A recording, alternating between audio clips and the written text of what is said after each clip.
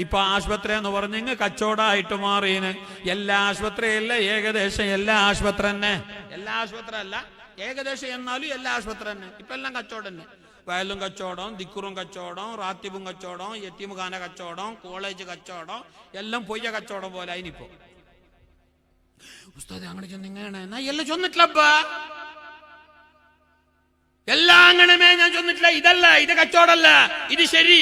ചിലടത്ത് ഉമ്മ മരിച്ച കിടാവ് അങ്ങനെ എത്തിമാവൂടോ? ഉമ്മ മരിച്ച കിടാവ് എത്തിമാ? നിങ്ങന്റെ മുണ്ടിൽ നിങ്ങൾക്ക് വയൽ തിരിഞ്ഞിട്ടില്ലേ, അല്ല നിങ്ങൾക്ക് വയൽ വേണ്ടേ, അല്ല നിങ്ങൾ വെയിച്ചിട്ടില്ലേ? ഉമ്മ മരിച്ച കിടാവ് എത്തിമാ? എത്തിമ ഖാനിൽ പോയിട്ട് നോക്കുറവുള്ള ഉമ്മ മരിച്ച കിടാവ് എത്ര ഉണ്ടോന്ന്. അപ്പൊ ഇപ്പോഴും പടി പോലെ പണിയെടുത്തുണ്ടോ അവിടെ?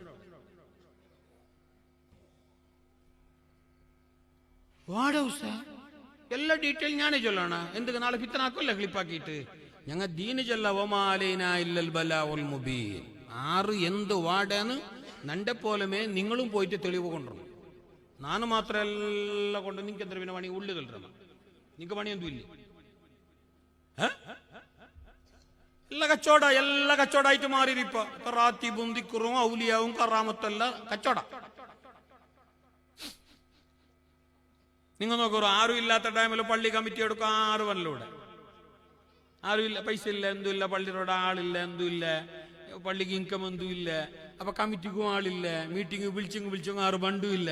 അവസാനം 4 ആൾ വന്നിട്ട് ഒരുത്ത മദ്രസ കെട്ടിയ, ഒരുത്ത വന്നിട്ട് മിനാര കെട്ടിയ, പിന്നെ വന്നിട്ട് നോക്കുമ്പോൾ റാത്തിബെല്ലായി, കുറച്ച് ഉത്പത്തിയായി, ഇൻകം എല്ലാം വര തുടങ്ങി, ഒരു 75,000 രൂപ ബാക്കിയായി എന്ന് വിഷയം കിട്ടിയെങ്കിൽ ബണ്ട വർഷ കമ്മിറ്റിക്ക് 360 ആള് കൂടെ നണ്ട പ്രസിഡന്റ് ആക്കും. കൂടുതൽ വിഷയമല്ലവാ നായി ചെന്ന സ്റ്റൈലിൽ നിങ്ങൾ ആക്കി നിങ്ങമേ. ഹലോ സാർ, അല്ലേ? പൈസ കാസിദ്ദോണു ബാസു പൈസ മാലി മാലി മാലി മാലി. ആഖിർ സമാന്റെ അടയാളമായി മുസ്തഫായ റസൂലുള്ള പറഞ്ഞു, എന്റെ സമുദായത്തിനൊരു നാള് വരാനുണ്ട്, അന്നവരുടെ എല്ലാമായ നോട്ടവും ആഗ്രഹവും പ്രതീക്ഷയും മാലി മാലി മാലി മാലി. പൈസ പൈസ പൈസ പൈസ പൈസ പൈസ. എന്തിനും പൈസ, ഏതിനും പൈസ. ഇത്ര തരണോ പൈസ വേണം. ഏതോ ഒരാടത്തൊരു ഉമ്മ മരിച്ചല്ലോ ഉസ്താദ്. ഒരു ജാഗല് ഒരു ഉമ്മ മരിച്ചിട്ടാകുമ്പോ ഉമ്മാനെന്താക്കി കുളിപ്പിച്ച് കഫൻ ചെയ്തിട്ട് കൊണ്ടുപോയിട്ട് പള്ളിയോടെ മറമാടി. നിങ്ങൾ മൊബൈൽ ചില്ലോണ്ടുള്ളാറ എന്നിട്ട് നോക്കില്ലേന്ന്. പള്ളിയോടെ കൊണ്ടുപോയിട്ട് മറമാടിയിട്ട് എല്ലാം ആയിട്ട് മണ്ണെല്ലാം ഇട്ടിട്ട് മീസാൻ കല്ലിന്റെ അവിടെ 4 നൊച്ചിന്റെ കോളെല്ലാം നട്ടിട്ട് പിറ പറമ്പത്തുകോ ഇപ്പറ പറമ്പത്തുകോ മോൻ ചെന്ന പോലെ ഉസ്താദോട്ട മുക്കുറി ഉസ്താദ് നന്റെ ഉമ്മ സ്വർഗത്തിലാ വേണായിട്ട് നിങ്ങൾ ദ്വാരക്കണം ഉസ്താദ്. ഭയങ്കര ബേജാറില് മോമല്ലപ്പ ഉസ്താദ്, എന്റെ ഉമ്മ സ്വർഗത്തേക്ക് പോക വേണായിട്ട് നിങ്ങൾ ദ്വാരക്കണോ? അപ്പൊ ഉസ്താദ് ചൊല്ലുക, നിന്റെ ഉമ്മ സ്വർഗത്തിലാ നരകത്തിലാ, നന്റെ പൈസ താൻ 500. മീസാൻ തുണിയല്ല കട്ടാക്കിയല്ലേ, കവൻ തുണിയല്ല. വാടവായി നക്കന്റെ നന്റെ പൈസ വേണ്ടാൻ. എല്ലാരും അല്ല എല്ലാവർക്കും ഇപ്പൊ പൈസ. എത്രത്തോളം നീ പൈസ ആക്കും? ഞങ്ങളുടെ പൈസ കള്ള് കൊട്ട് വിറ്റിട്ട് പൈസ ആക്കുന്നവരുണ്ട്, കഞ്ചാവ് കച്ചവടം ചെയ്തിട്ട് പൈസയാക്കുന്നവരുണ്ട്, ബഡ്ഡിക്ക് കൊടുത്തിട്ട് ബഡ്ഡി വാങ്ങിയിട്ട് ബഡ്ഡിന്റെ ആളെ കാട്ടിയിട്ട് കമ്മീഷന് വാങ്ങിയിട്ട് ഹറാമായ നിലക്കെല്ലാം പൈസ വാങ്ങുന്നവരുണ്ട്. ഇല്ല, ചീഞ്ഞ മീനിനെ നല്ലപോലെ ഐസിട്ട് കൊണ്ടുവന്നിട്ട് ഡിസ്പ്ലേയിൽ വെച്ചിട്ട് 1.5 മീനാണ് ദക്കന്റെ മീന്, ബന്ദറിലെ മീൻ എന്ന് പറഞ്ഞിട്ട് ചീഞ്ഞ മീന് കൊണ്ടുവന്നിട്ട് കച്ചവടാക്കുന്നവരില്ല.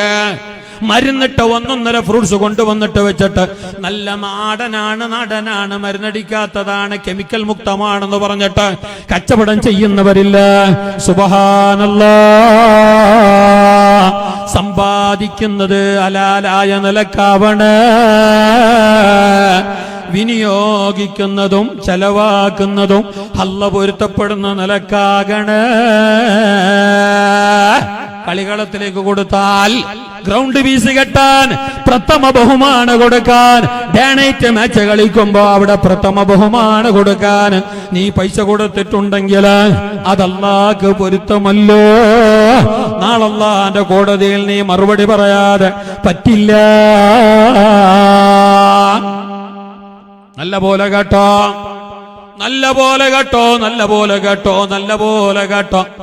അല്ലാഹു തആലാന്റെ മുമ്പിൽ നിന്റെ മുതലിനെ സംബന്ധിച്ച് ചോദ്യം ചെയ്യപ്പെടാം. ഞാൻ നേരത്തെ പറഞ്ഞല്ലോ, 5 കാര്യങ്ങൾ ചോദിക്കാതെ നിന്റെ കാലനക്കാൻ വിടല. അതിൽ 5-മത്തത് ഒരു ചോദ്യമാ, പക്ഷേ അതിന് ഉപചോദ്യമായിട്ട് മറ്റൊന്നുണ്ട്. അൻമാലിഹി, നിന്റെ സ്വത്ത്, നിന്റെ ബാങ്ക് ബാലൻസ്, നിന്റെ കീശലുള്ള കാസ്, നിന്റെ പൈസ. മിന്നൈനിക്തസബഹു മിന്നൈനിക്തസബഹു വഫീമാ അൻഫഖാ, നീ എങ്ങനെ പൈസാക്കിയ, നീ എങ്ങനെ ചെലവാക്കിയ, ഈ രണ്ടിനും മറുപടി പറയാതെ അല്ലാഹ് നിന്നെ വിടില്ല. ഇതോട് നീ പൈസ ഇതെങ്ങനെ സമ്പാദിച്ചു?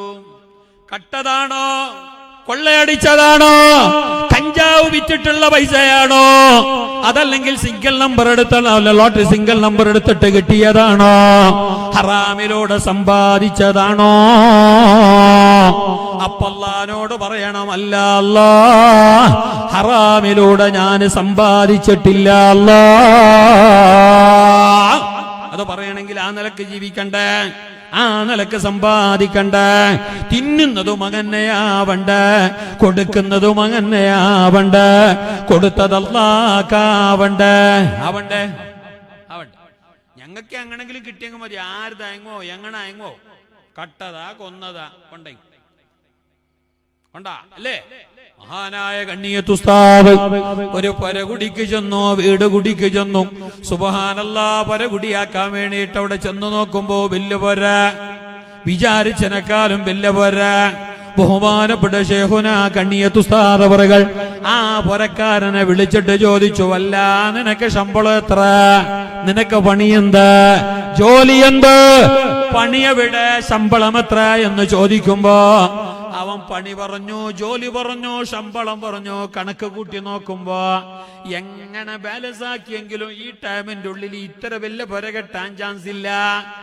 അപ്പൊ 1 കിലോയിലെന്തോ തിരിമറി ആക്കിയിട്ട് വേണോ, അല്ലെങ്കിൽ ആരെന്തെങ്കിലും കട്ടിട്ട് വേണോ, അല്ലെങ്കിൽ വട്ടിക്ക് ലോൺ എടുത്തിട്ട് വേണോ, അല്ലേ അല്ലേ വേണ്ടേ? അല്ലാണ്ട് ഇപ്പൊ ഈ പറ ഇത്ര നിലക്ക് പൊന്താലോ, നിനക്ക് അങ്ങനത്തെ ബിസിനസ് ഇല്ല എന്നല്ലേ നീ പറഞ്ഞേ? മഹാനായ കണ്ണിയത്തോട് ചോദിച്ചിട്ടാകുമ്പോ ആ പുരക്കാരൻ കക്കാബുക്കിയായി. അയാൾക്ക് ഉത്തരം കൊടുക്കാൻ കഴിഞ്ഞില്ല, അയാൾ ബേജാറായി. മഹാനായ കണ്ണിയത്തോനോട് പറഞ്ഞാലോ, പൊന്നുമോന് ബേജാറാക്കണ്ട, ഞാന് പോന്ന്, വേറെ ആരെങ്കിലും കൊണ്ടുവന്നിട്ട് പുരകുടിയാക്കിക്കോ, ഈ പുരകുടിയാക്കി തരാൻ ഈ അഹമ്മദില്ല. എങ്ങനെയുണ്ട് കണ്ണിയത്തോർ? എന്നെ പോലത്തെ മൊലിയാറ് അങ്ങനത്തെ പുര മുന്നേ കൂടിയാക്കിട്ട് കൊടുക്കും. എന്ത് ഡബിൾ തട്ടല്ലേ? പാപ്പത്തിന്റെ താകുമ്പോ ചിലപ്പോ യാത്ര കൊത്ത ഇടിക്കും. എന്തല്ല നിക്ക് സൊറ, പൈസക്കാരന് മുന്നേ പോയെങ്കിൽ ഞാൻ മാരും ഉണ്ടല്ല.